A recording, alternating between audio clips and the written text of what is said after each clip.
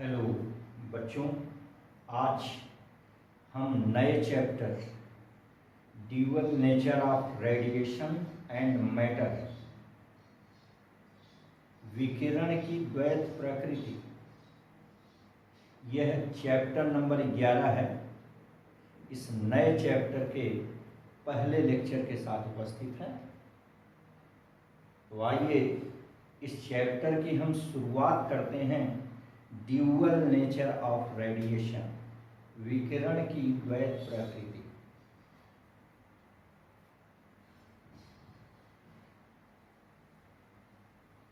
विकिरण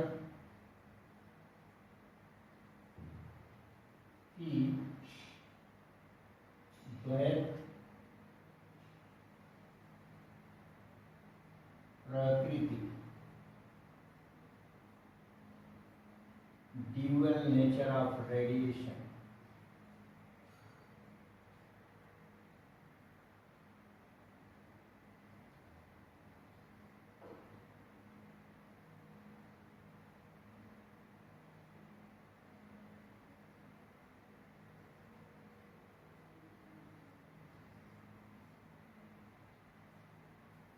dual nature of radiation, विकिरण की द्वैत प्रकृति।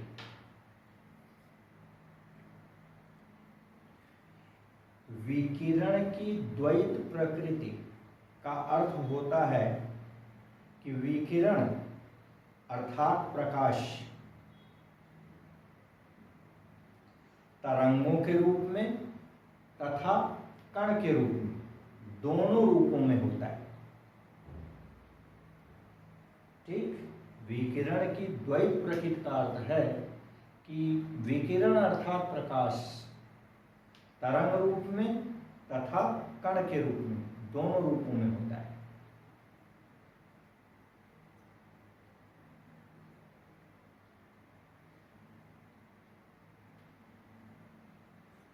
विकिरण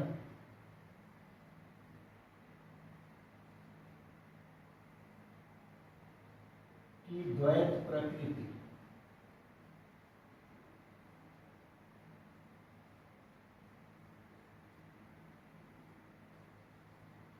का अर्थ विकिरण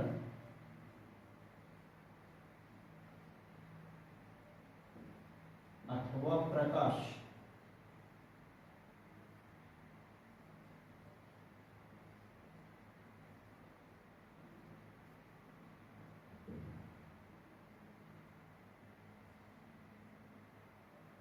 तरंग रूप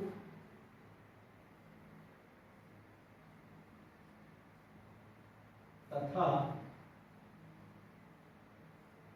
कण रूप।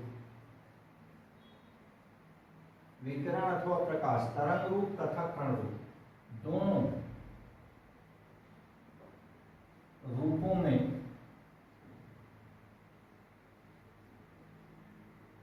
होता है।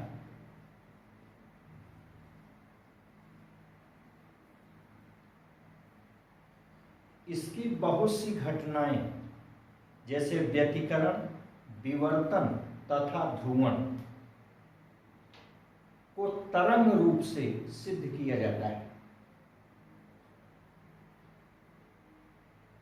इसकी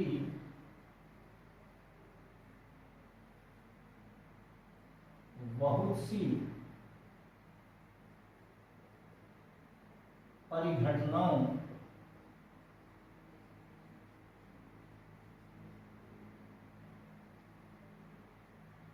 जैसे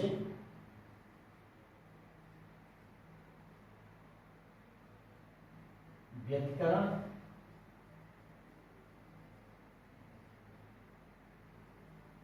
इंटरफेरेंस, विवर्तन, डिफ्रैक्शन व ध्रुवण, पोलराइजेशन को तरंग प्रकृति के आधार पर समझाया जाता है।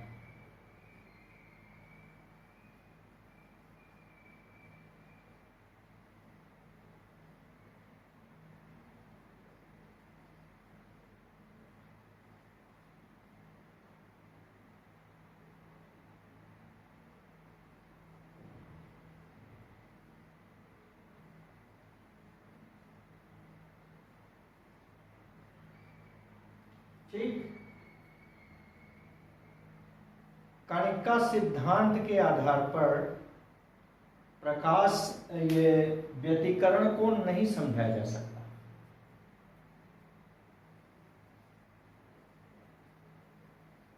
कणिका सिद्धांत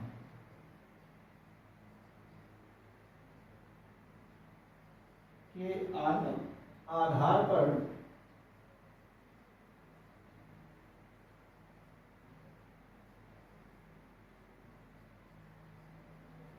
व्यतिकरण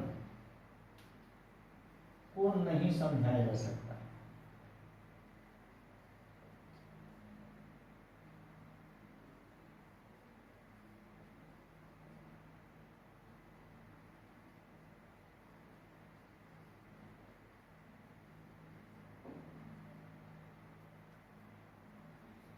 क्योंकि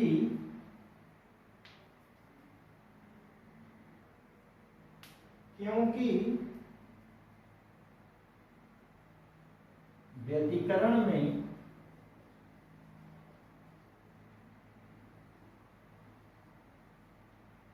दो प्रकाश पुंजों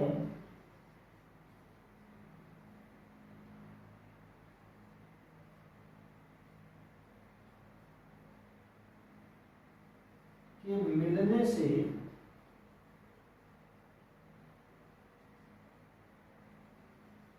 कुछ स्थानों पर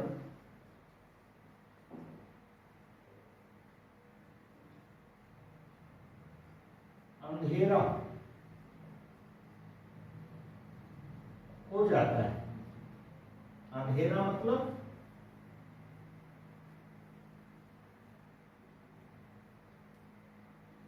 तीव्रता शून्य।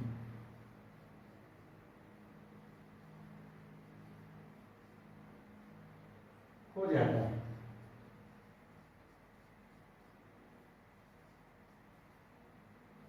जबकि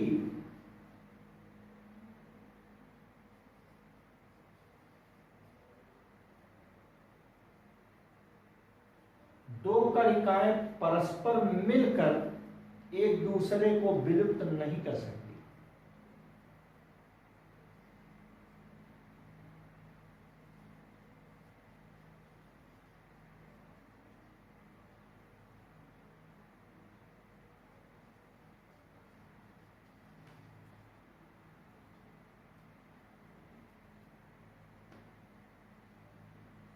एक दूसरे को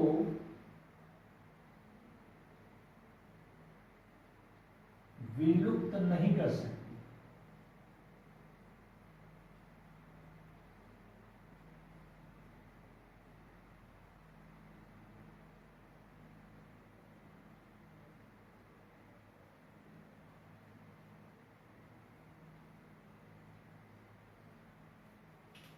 ठीक, इसी प्रकार बहुत सी परिघटनाओं जैसे प्रकाश, वैद्युत प्रभाव, काम्पटन प्रभाव इत्यादि को हम कण प्रकृति के आधार पर समझाते हैं। इसी प्रकार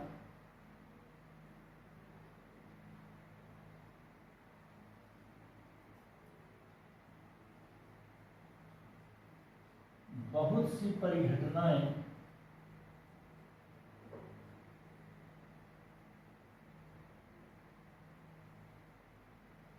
जैसे प्रकाश, वैद्युत प्रभाव,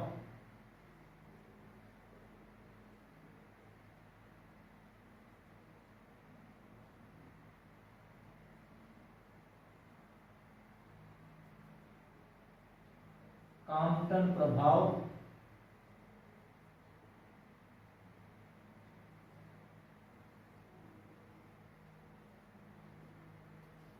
को कणिका सिद्धांत के आधार पर समझाया जाता है।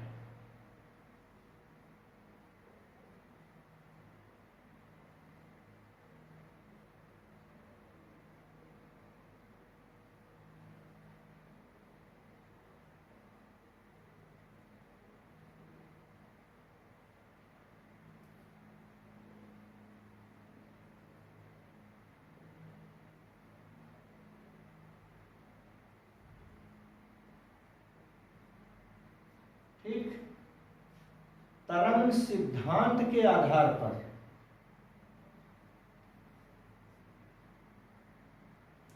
जब तरंग की तीव्रता बढ़ती है, तरंग सिद्धांत के आधार पर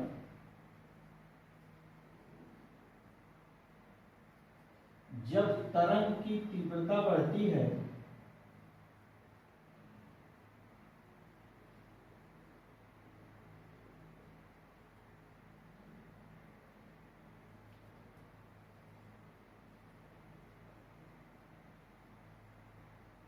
तो तरंग का आयाम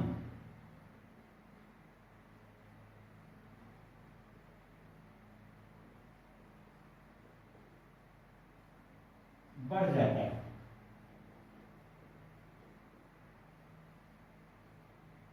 जिससे संचित ऊर्जा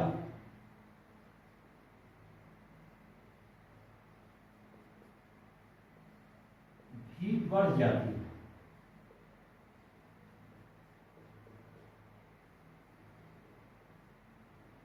जबकि उत्सर्जित प्रकाश इलेक्ट्रॉन की ऊर्जा तीव्रता पर निर्भर नहीं करती है।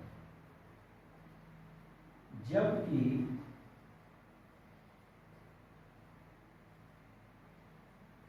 उत्सर्जित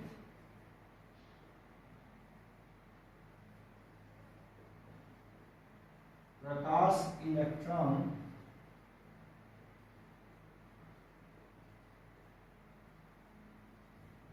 की ऊर्जा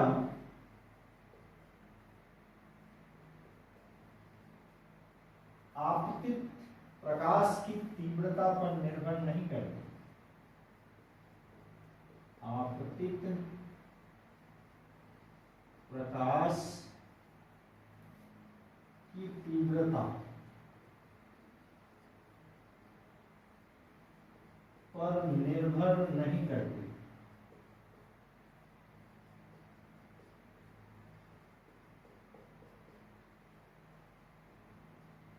ठीक।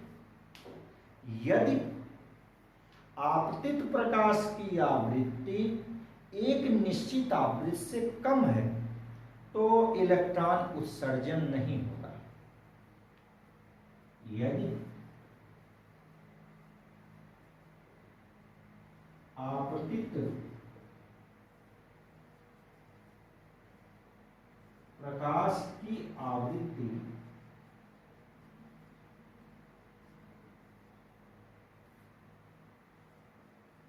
एक न्यूनतम आवृत्ति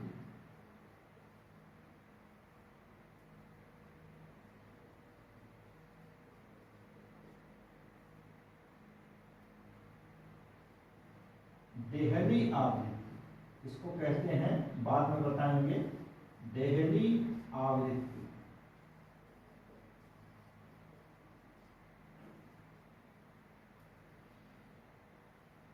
से कम है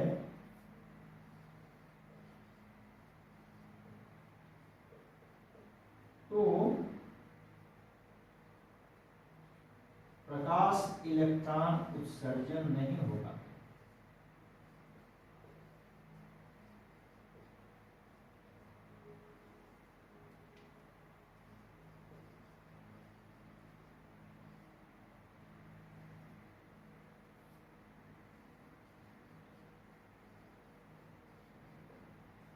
तीव्रता चाहे जो भी हो, तीव्रता चाहे जो भी हो,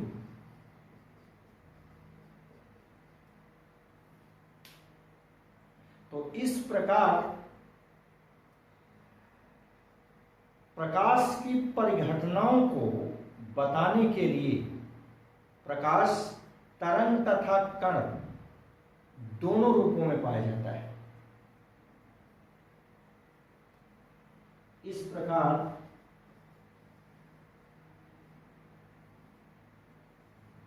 प्रकाश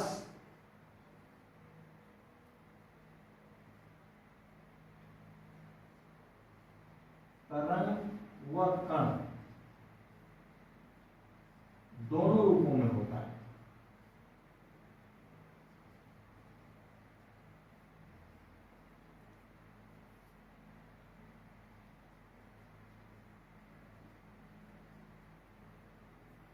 इसी को हम प्रकाश अथवा विकिरण की द्वैत प्रकृति कहते हैं। एक बार आप फिर से ध्यान से सुन लें, बहुत ही अच्छा है। आपने अभी अभी बताया कि विकिरण की द्वैत प्रकृति का अर्थ है विकिरण अर्थात प्रकाश, तरंग रूप तथा कण रूप दोनों रूपों में पाया जाता है। इसी को हम प्रकाश अथवा विकिरण की द्वैत प्रकृति कहते हैं।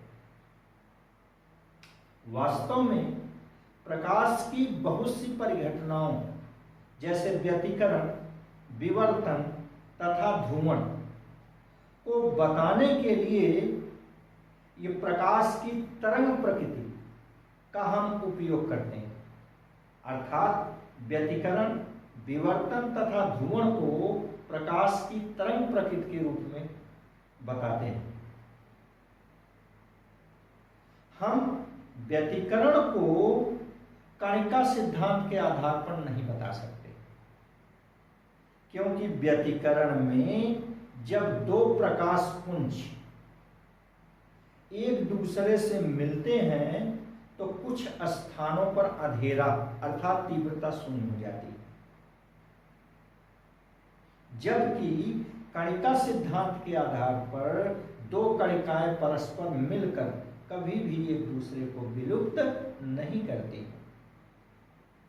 ठीक इसी प्रकार बहुत सी परिघटनाएं जैसे प्रकाश वैद्युत प्रभाव, क्वांटम प्रभाव, इनको बताने के लिए प्रकाश का कणिका सिद्धांत का हम उपयोग करते हैं। अर्थात प्रकाश के कणिका सिद्धांत के आधार पर हम प्रकाश वैद्युत प्रभाव की व्याख्या करते हैं। प्रकाश वैद्युत प्रभाव की व्याख्या तरंग सिद्धांत के आधार पर नहीं की जा सकती। क्यों? क्योंकि तरंग सिद्धांत के अनुसार जब तरंग की तीव्रता बढ़ती है तो उसका आयाम बढ़ जाता है। आयाम बढ़ने से संचित ऊर्जा बढ़ जाती है, जबकि सिद्धांत ये है कि उत्सर्जित प्रकाश इलेक्ट्रॉनों की ऊर्जा तीव्रता पर निर्भर नहीं करती है।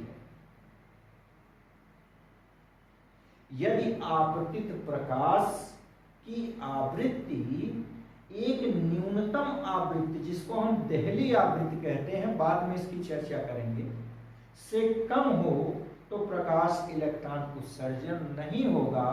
तीव्रता चाहे जो भी हो, तीव्रता चाहे जितनी अधिक हो, प्रकाश इलेक्ट्रॉन उत्सर्जन नहीं होगा। इस प्रकार से हमने देखा कि प्रकाश की घटनाओं को बताने के लिए प्रकाश तरंग तथा कण दोनों रूपों में पाया जाता है।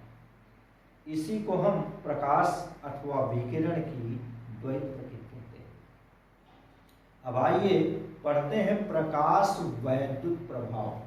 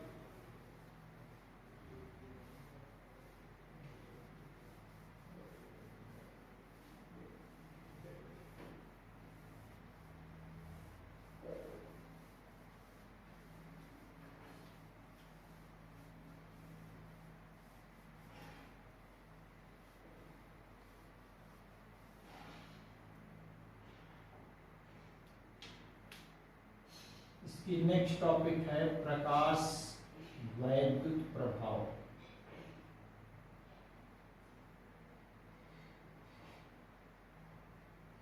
Photo electric effect.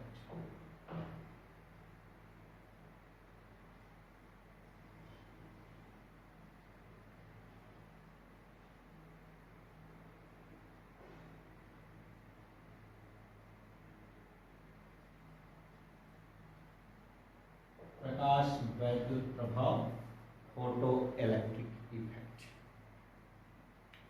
सन 1887 ईस्वी में हर्ट्ज नामक वैज्ञानिक ने बताया कि जब निर्वात नलिका में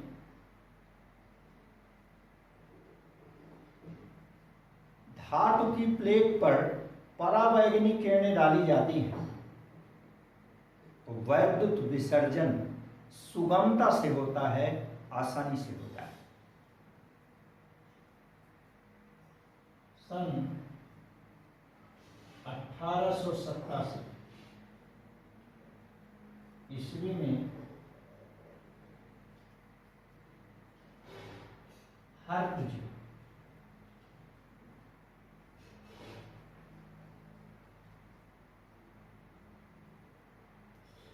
ने बताया कि निर्वात नलिका में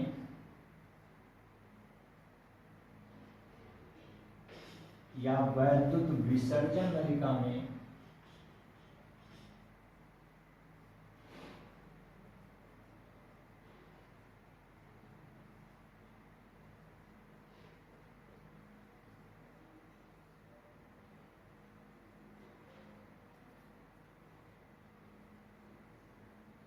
परावैगनी या उच्च ऊर्जा या परावैगनी किरणें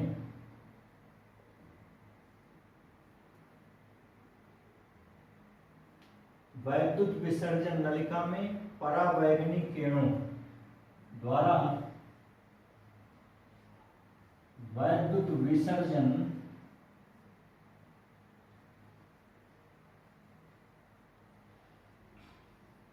सुगमता से होता है, आसानी से होता है।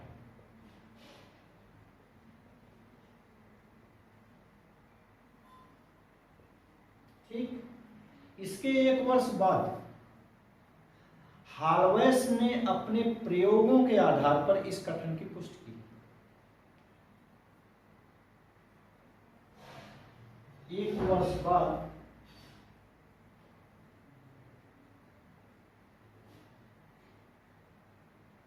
हार्वेस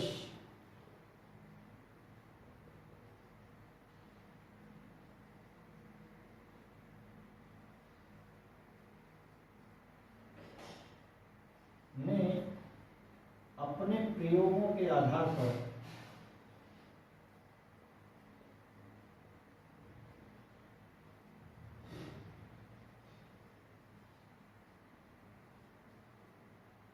इस कथन की पुष्टि की।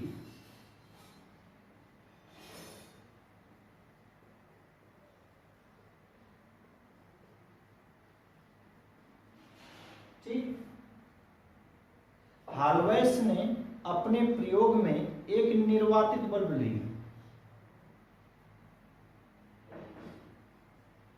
इस प्रयोग में एक निर्वातित बल्ब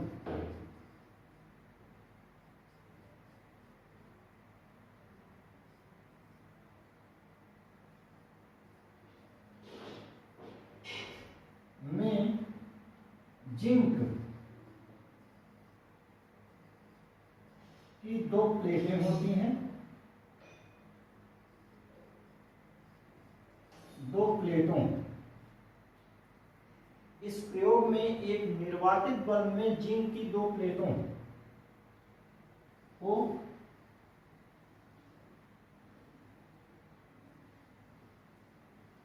बाय बैटरी व सुग्राही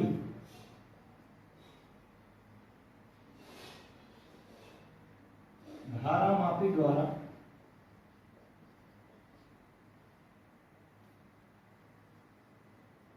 चित्रानुसार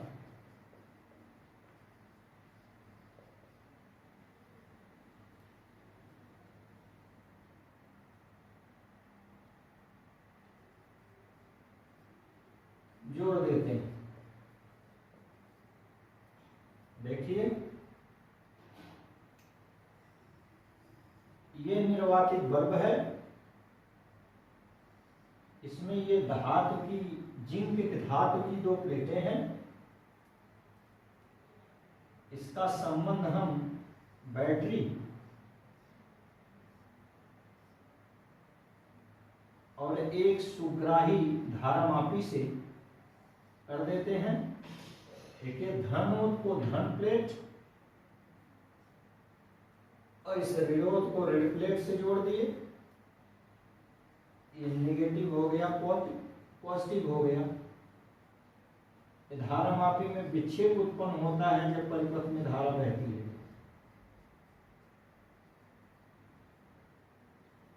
ठीक,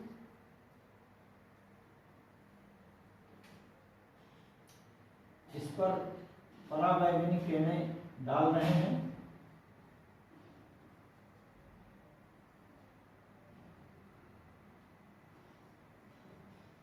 पराबैंगनी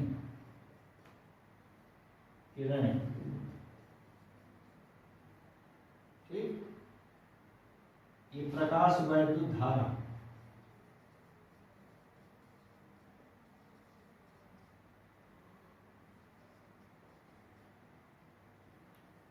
ठीक, धारामापी,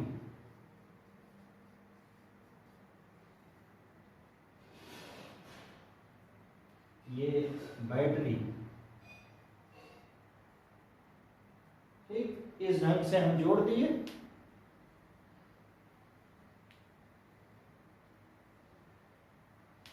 हार्वेस ने बताया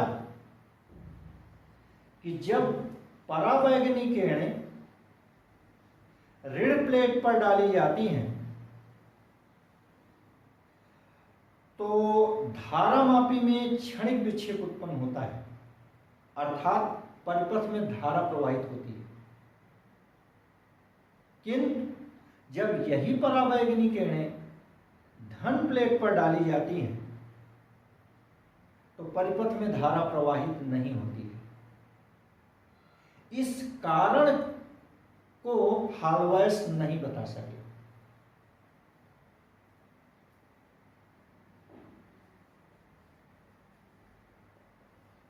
हार्वेस ने बताया कि जब पराबैंगनी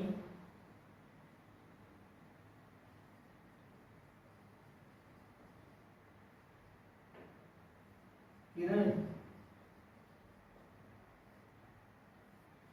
ऋण प्लेट पर डाली जाती हैं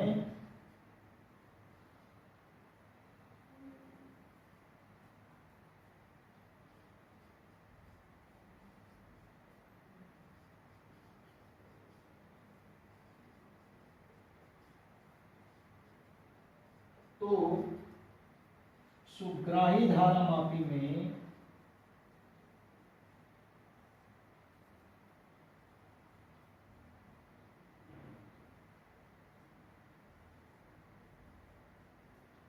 विक्षेप होता है,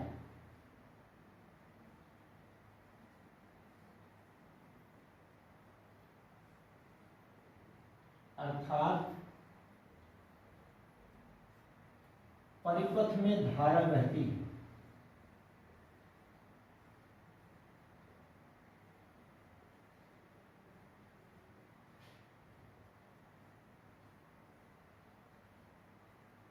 यह धारा तभी तक बहती है जब तक पराबैंगनी किरणें डाली जाती है। जब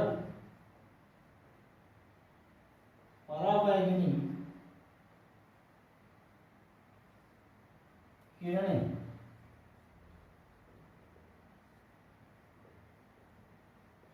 डालना बंद कर देते हैं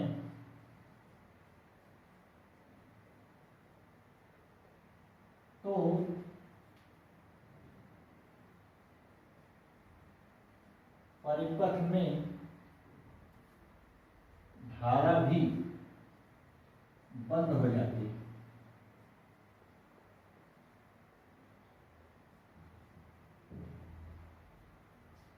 किंतु जब परावैगनी किरणें धन प्लेट पर डाली जाती हैं तो परिपथ में धारा प्रवाहित नहीं होती है। जब परावैगनी किरणें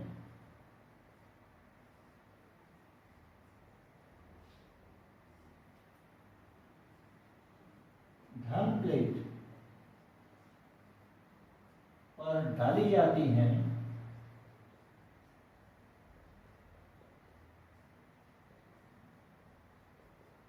तो परिपथ में धारा प्रवाहित नहीं होती है।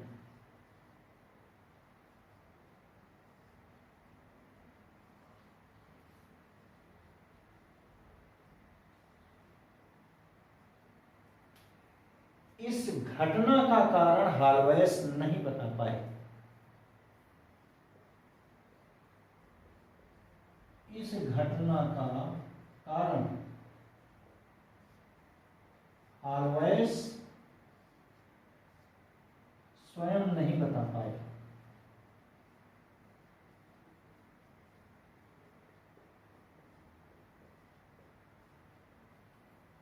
फिर से समझ लें, हाल्वेस ने बताया कि जब परावैगनी किरणें ऋण प्लेट पर डाली जाती हैं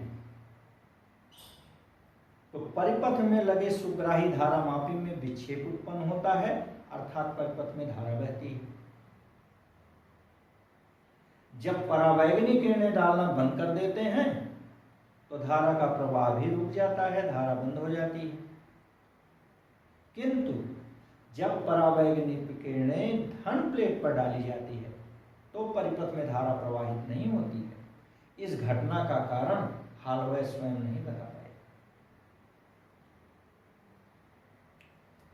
सन 1888 ईस्वी में जे टॉमसन ने बताया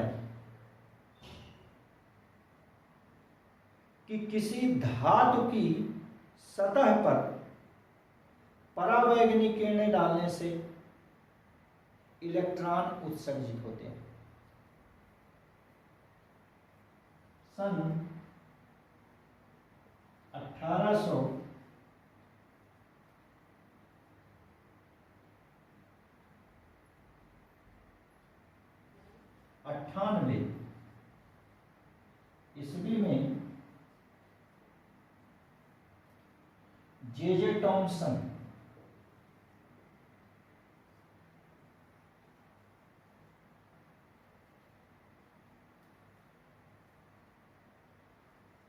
ने बताया कि धातु की सतह पर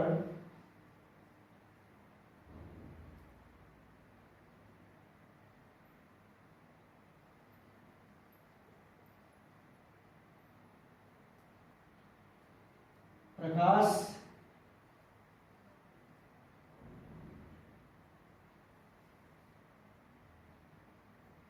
पड़ता है तो सतह से इलेक्ट्रॉन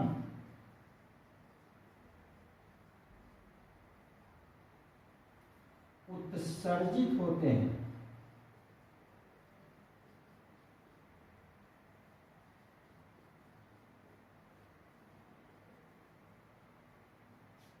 ठीक, तो प्रकाश द्वारा सतह से इलेक्ट्रॉन उत्सर्जन की इस घटना को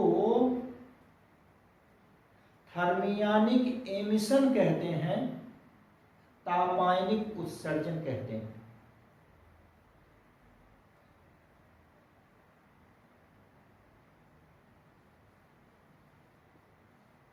प्रकाश द्वारा धातु की सतह से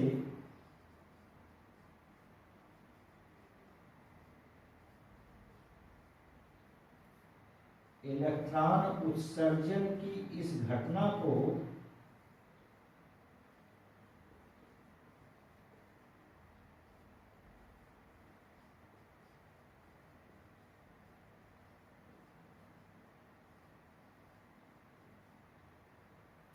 तापायनिक उत्सर्जन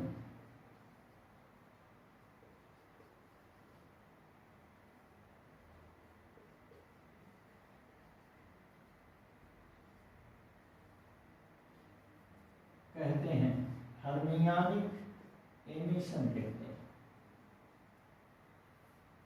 प्रकाश जब धातु की सतह पर पड़ता है तो वहां ऊर्जा के कारण ताप बढ़ता है, जिससे इलेक्ट्रॉन उत्सर्जित होते हैं।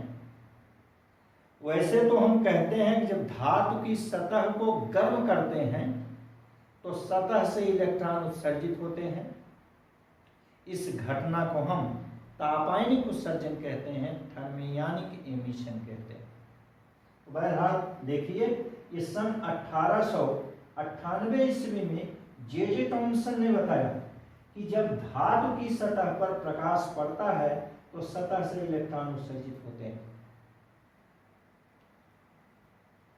ठीक, इनके 2 वर्ष बाद सन 1900 में लेनॉर्ड नामक वैज्ञानिक ने बताया,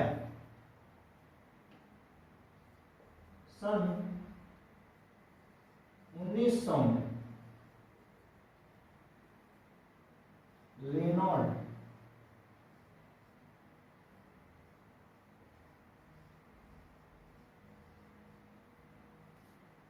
ने बताया कि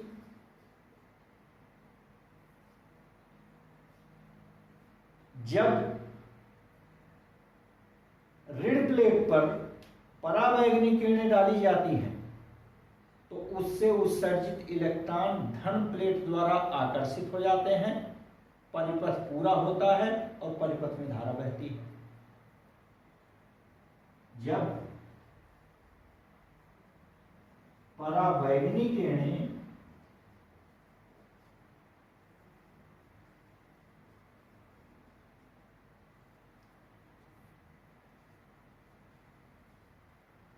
ऋण प्लेट पर डाली जाती हैं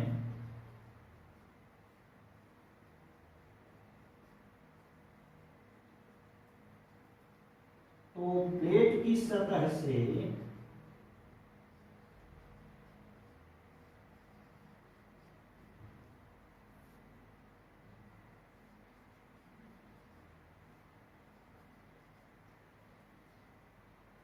उत्सर्जित इलेक्ट्रॉन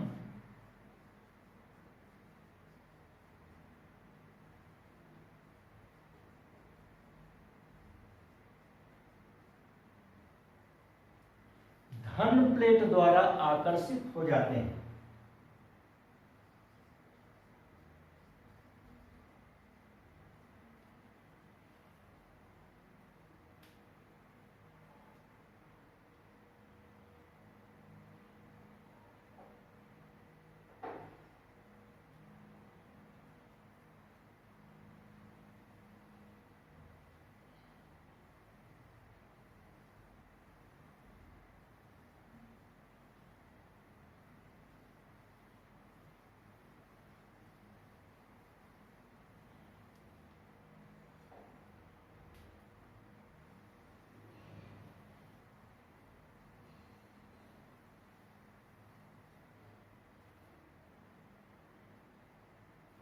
धन प्लेट द्वारा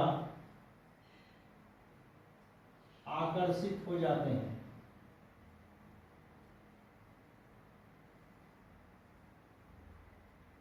आकर्षित होते हैं, परिपथ पूरा होता है,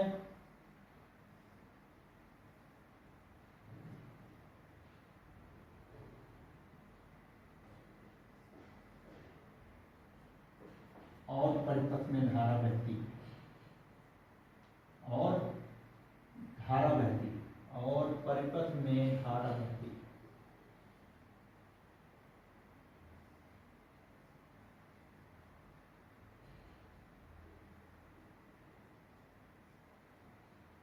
ठीक। किंतु जब परावैगनी किरणें धन प्लेट पर डाली जाती हैं तो उससे उत्सर्जित इलेक्ट्रॉन ऋण प्लेट द्वारा प्रतिकर्षित होते हैं, क्योंकि इलेक्ट्रॉन ऋणावेशित है, ऋण प्लेट पर भी ऋणावेशित है। सजातीय आवेशों में आप पढ़े हैं प्रतिकर्षण होता है, इसलिए प्रतिकर्षित हो जाते हैं। परिपथ पूरा नहीं होता है, धारा नहीं बहती। क्लियर? जब परावैगनी किरणें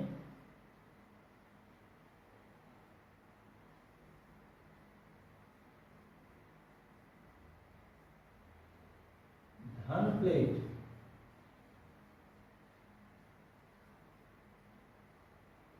डाली जाती हैं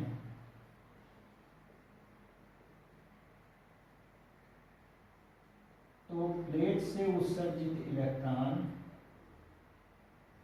प्लेट की सतह से उत्सर्जित इलेक्ट्रॉन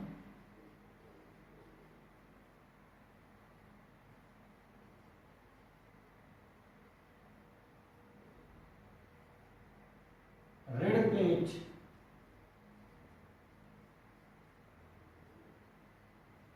द्वारा प्रतिकर्षित होते हैं।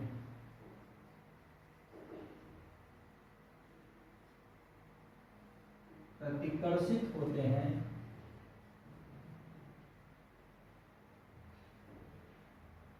परिपथ पूरा नहीं होता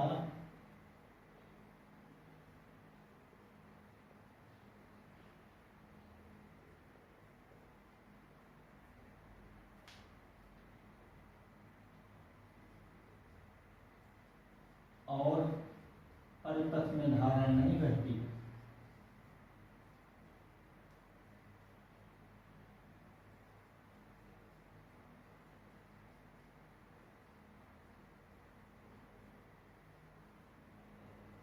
ठीक, एक बार आप फिर से सुन लें प्रकाश वैद्युत प्रभाव के बारे में, इसके बारे से मिटा करके फिर और आगे बताते हैं। आपसे बताया गया कि सन 1887 ईस्वी में हर्ट्ज नामक वैज्ञानिक ने बताया कि वैद्युत विसर्जन नलिका में उच्च ऊर्जा का प्रकाश डालने से वैद्युत विसर्जन सुगमता से होता है, आसानी से होता है। एक वर्ष बाद हालवेस नामक साइंटिस्ट ने, वैज्ञानिक ने अपने प्रयोगों के आधार पर उस कथन की पुष्टि किया। ठीक, हालवेस ने अपने प्रयोग में एक निर्वातित बल्ब लिया, उस बल्ब के अंदर जिंक की 2 प्लेटें रखा। इन प्लेटों का संबंध बाहर से एक बैटरी और सुग्राही धारा मापी से कर दिया। हालवेस ने बताया कि जब परावैगनी किरणें ऋण प्लेट पर डाली जाती हैं तो धारा मापी में लगे परिपथ में लगे सुग्राही धारा मापी में विक्षेप उत्पन्न होता है, अर्थात परिपथ में धारा बहती है। जब परावैगनी किरणें डालना बंद कर देते हैं, परिपथ में धारा भी बंद हो जाती है।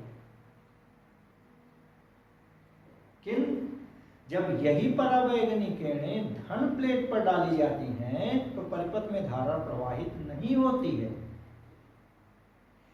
इस घटना का कारण हालवेस स्वयं नहीं बता पाए। 10 वर्षों के बाद 1898 ईस्वी में जे टॉमसन, बहुत प्रसिद्ध नाम है, प्रचलित नाम है, आप सुने होंगे। 1898 ईस्वी में जे टॉमसन ने बताया कि जब धातु की सतह पर प्रकाश पड़ता है, गिराया जाता है, तो उसकी सतह से इलेक्ट्रॉन उत्सर्जित होते हैं। तो प्रकाश के कारण धातु की सतह से इलेक्ट्रॉन उत्सर्जन की इस घटना को तापायनिक उत्सर्जन या प्रकाश उत्सर्जन कहते हैं। थर्मियानिक एमिशन, ठीक, या फोटो एमिशन कहा जाता है। वैसे तापायनिक उत्सर्जन को आप परिभाषित कर सकते हैं कि जब धातु को हम गर्म करते हैं तो इसकी सतह से इलेक्ट्रॉन उत्सर्जित होते हैं। इलेक्ट्रॉन उत्सर्जन की इस घटना को हम तापायनिक उत्सर्जन कहते हैं, थर्मियानिक एमिशन कहते हैं। चलिए आगे देखते हैं। इसके 2 वर्ष बाद सन 1900 में लेनार्ड नामक वैज्ञानिक ने बताया कि जब परावैगनी किरणें ऋण प्लेट पर डाली जाती हैं तो इसकी सतह से उत्सर्जित इलेक्ट्रॉन धन प्लेट द्वारा आकर्षित हो जाते हैं। इलेक्ट्रॉन माने ऋणावेश, धन प्लेट माने धनावेश, विजातीय आवेश एक दूसरे को आकर्षित करते हैं, इसीलिए वो आकर्षित हो जाते हैं। परिपथ पूरा होता है और परिपथ में धारा बहती है। क्लियर? किंतु जब परावैगनी किरणें धन प्लेट पर डाली जाती हैं तो धन प्लेट की सतह से उत्सर्जित इलेक्ट्रॉन अब ऋण प्लेट द्वारा प्रतिकर्षित किए जाते हैं, क्योंकि सजातीय आवेश में प्रतिकर्षण होता है। परिपथ पूरा नहीं होता है, परिपथ में धारा नहीं बहती। ठीक, आगे आइए देखते हैं। तो पहले ही हम बता चुके हैं कि प्रकाश द्वारा धातु की सतह से उत्सर्जित इस घटना को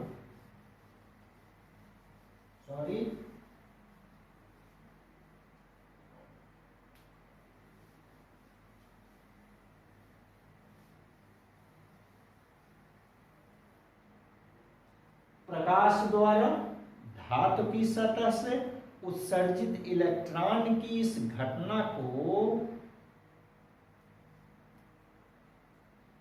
फोटो एमिशन, प्रकाश उत्सर्जन कहते हैं। प्रकाश द्वारा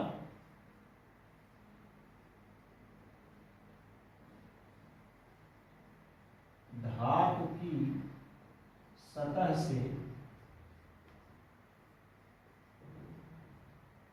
उत्सर्जित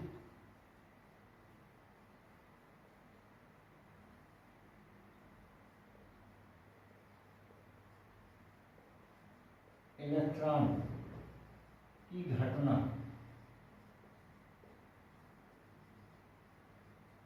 प्रकाश उत्सर्जन।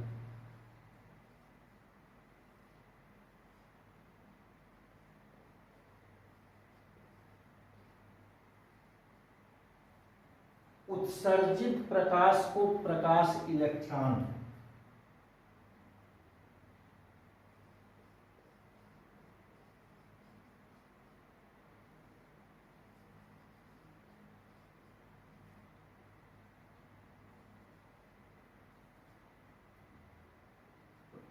प्रकाश उत्सर्जन अथवा प्रकाश वैद्युत प्रभाव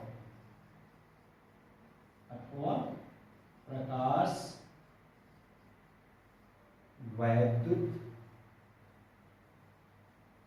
प्रभाव कहते हैं।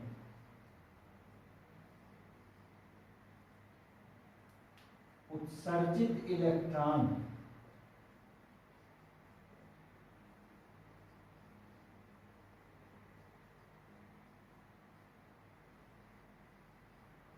को प्रकाश इलेक्ट्रॉन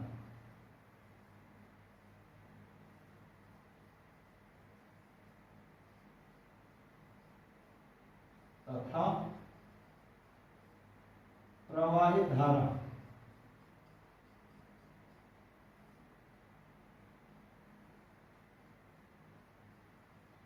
को प्रकाश वैद्युत धारा कहते हैं।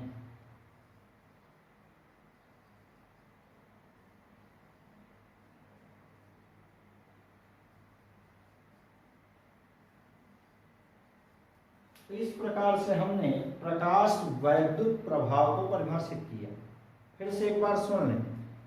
प्रकाश द्वारा धातु की सतह से इलेक्ट्रॉन उत्सर्जन की इस घटना को प्रकाश वैद्युत प्रभाव या प्रकाश वैद्युत उत्सर्जन कहा जाता है।